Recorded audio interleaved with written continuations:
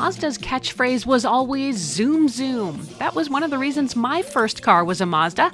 Hello, little MX-3. Does Mazda still have the zoom zoom? This is the new 2025 Mazda CX-50 hybrid. It's Mazda's mid-sized, mid-priced SUV, but with a panoramic moonroof, leather interior, and some thoughtful touches, this ride is reading a lot more like a luxury SUV, at least at first glance. In this review, I'm going to spend 1 week with the CX-50 hybrid. I'll test drive it on day-to-day errands in the city, and I'll take it out to the mountains and hit the highway too. I'll fill you in on what it's like to drive, ride in, and live with. I'll wrap things up with both the pros and the cons I found with this vehicle and let you know if I think I can recommend it for you. A couple of things I need to get out of the way first. I would like to say thank you, first of all, to Mazda for loaning me this vehicle for my review. While the company did provide the vehicle to me for a week, it didn't ask for and wasn't given the opportunity to have any input into this review, so these thoughts are 100% my own.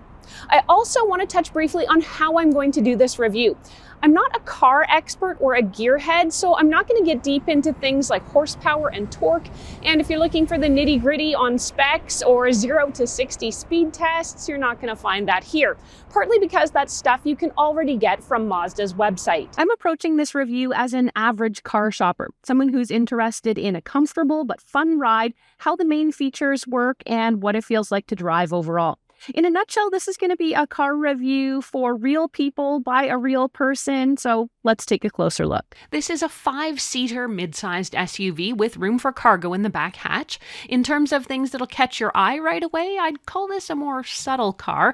No big, flashy, distracting screens, and a nice muted color scheme inside. On first impression, this is a car for people that have stuff to do and places to go, not for people who like to show off. The 10.25-inch infotainment display sounds large on paper, but its wide size doesn't hide the fact it feels at first look like dated technology. It's a more monochromatic screen, and strangely, it's not a touch screen, but all that changes if you connect your phone using Apple CarPlay or Android Auto. The screen lights up with color, and it also transforms into a touch interface, so you can either tap the screen to control things or use the button dial on the center console if you want manual control. The 3-dial LCD driver display is simple and straightforward, and the look can be personalized, but the left display ring, which shows the battery charge and the nebulously named power gauge, I found a bit weird to decipher. I found the small charge indicator very hard to read at a glance, particularly in bright light, and for those new to electric vehicles or hybrids like this, it's kind of tough to know what you should be getting out of this gauge. The vehicle does also have Amazon Alexa support, but this feature needs a connection to either the Mazda cloud or to a mobile hotspot like your phone's cellular network. And if you enable Alexa, it actually disables features like CarPlay. So for me, it was more seamless and convenient to just stick with Apple CarPlay. The front seats are quite comfy, if a bit on the firmer side, which I didn't mind. I love that both of the front seats are both heated and air-cooled, major points for that. The power driver's seat is infinitely adjustable and also includes lumbar support too. The center console features a split door design, which I did find a bit awkward to open. In front of that is a wireless charging pad for your smartphone. In front of the shifter, you'll find another storage cubby as well as 2 more cup holders. While these cup holders are large enough to fit most tumblers, the taller cups may clash with the physical climate controls above it due to the positioning. The driver's door also offers more storage and a small drink slot too. One of the things I didn't love about this car is the headroom. I found it wasn't quite as robust as some other vehicles. You can mitigate this to some extent by raising or lowering the height of the driver's seat, which is helpful, but I do think that much taller folks, taller than me at about 5'8", are going to feel pretty cramped in here. Helpful, though, is the massive panoramic moonroof over front and back that doesn't just allow light in, it opens up about 10 inches or so, enough to let you enjoy the outdoors a bit, and if you need your sunglasses, there's storage in the headliner too. In the back, technically, there's 3 seats, but realistically, it's going to be comfortable only for 2 adults. Not to mention the awkward middle seat does bump out a bit thanks to the existence importance of a fold-down armrest and cup holder console. And if your back isn't taking the brunt, if you're sitting here, your knees will, thanks to the vent stack in front of you. You could probably fit a smaller child in that middle seat, but anyone else is going to feel like a third-class passenger. The seats do, though, get heating plus 2 USB-C chargers under that air vent. When it comes to rear legroom, of course, this always depends on what the seats in front have to say about that. When I placed the driver's seat at a comfortable distance for me, there was still plenty of legroom in the back. The rear passengers get up to about 37.8 inches or 960 millimeters of legroom, which feels like quite a lot. Where you might start to feel uncomfortable, though, is with the headroom.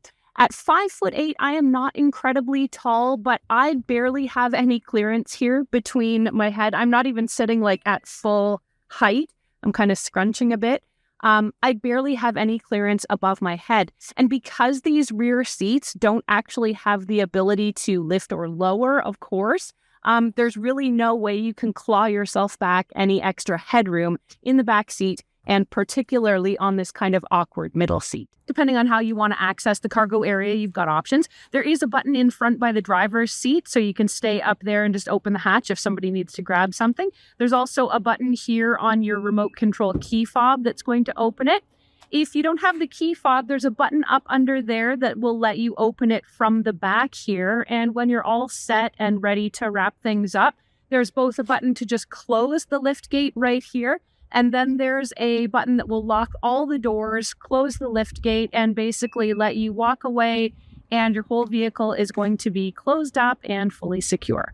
With the second row in place, the cargo space is about 29 cubic feet on its own, and practically speaking, it's roomy enough for a few suitcases and even golf clubs. So there's already quite a bit of space just in the cargo area alone. But if you want to create even more room, you can put the second row seats down and give yourself a lot more space to move whatever you need to. First thing you're going to need to do, though, is to get the cargo cover out. I've already loosened it. It pulls to one side and kind of tensions, and then you'll lift it up and out of the way, and it should just come out like that. Now, the next thing you need to do is put these second row seats back. Each side has a special lever that you can basically just pull, and that's going to drop the seats all on their own. Nothing from you here. You don't even need to push them. And we'll do the other side here. And then as you can see, it almost doubles the amount of storage space you've got here in the back cargo area. With those second row seats folded, you can see there is so much room in here. I mean, wow. You could, if you were going to try and camp, there's actually plenty of space for 2 people to get back here and lay down. There's also an incredible amount of room for something like furniture or moving boxes.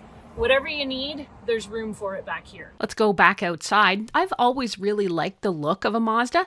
Plus, there's other little things going on here, like dual power side mirrors, which are heated and have built-in LED turn signal indicators and a blind spot warning light. You can also turn on the cameras outside the vehicle anytime you need a closer look at your surroundings. Let's talk about the hybrid factor. This is the first time for me that I'm driving a hybrid, and I have to say, in principle, before even getting inside the vehicle, I'm a fan of the technology. I think it can be a great balance of being able to use less gasoline while still giving you the option to use it if you need to. Mileage is about 28 miles per gallon, or in Canadian speak, about 12 kilometers per liter, which is somewhere between very good to impressive, depending on who you ask. For those like me who are new to hybrid vehicles, this one actually charges its batteries as it drives, so there's no need to plug it in or find a charging station. But that also means to some extent you don't have any control over the level of charge that the vehicle is going to hold. There's a couple other factors at play here, notably that adding a hybrid electric vehicle battery pack does make this SUV about 7% heavier. Now, some experts may tell you this will affect handling and braking, and that may be true, but will you notice it and be able to compare it if you're not swapping vehicles constantly? I was swapping vehicles a few times during my testing period, and I have to say I did notice that the stopping distance is maybe a little longer for a vehicle this size, but again, I think that's something you can get used to after driving it for a while.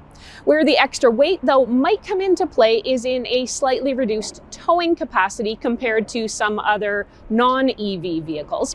The CX-50 hybrid's towing capacity here gets a minor reduction from about 2,000 pounds to 1,500 pounds. And that does bring me to the overall driving experience. I really enjoyed driving this car. I found that it handled incredibly well, and it was both peppy in stop-start city driving, but it also felt like it could really keep up out on the highway. The controls are all well placed around the cockpit and everything's within easy reach. I also found the overall drive comfortable, with the seats offering a slight hug around the sides. Plus, after longer drives, the seats will buzz the driver and suggest you might need a break. Where I did notice some downsides is in that acceleration. While the car always responded quickly and readily, there was definitely a lot of engine noise associated with making quicker or more power-hungry maneuvers. The engine would sound like it was revving substantially, almost like it was struggling with getting there, and from reading the manual, this is a common side effect of a hybrid vehicle, and yet the response from the CX-50 never wavered. In short, the car may protest when you ask for it with a bit of a groan, but it's always going to deliver for you. There's also a few little oddities about an electric or hybrid vehicle. Because most of the time it's going to be running in electric mode, I was constantly getting out of the car and forgetting to turn it off. This car won't lock if it's not powered off, so there is a bit of a fail-safe there, but it does take some getting used to. The vehicle may also turn on or off seemingly at random as its systems adapt to power needs and recharging on the vehicle. I also didn't see that there's a way for me to choose whether the vehicle uses battery power or gas. Mazda says the vehicle has regenerative braking, but this may not be the type of regen braking you've experienced before, where removing your foot from the gas will actively brake the vehicle or slow it down. Here it's much more subtle, and it really just slows the engine very subtly. That action, though, is what helps recharge your batteries.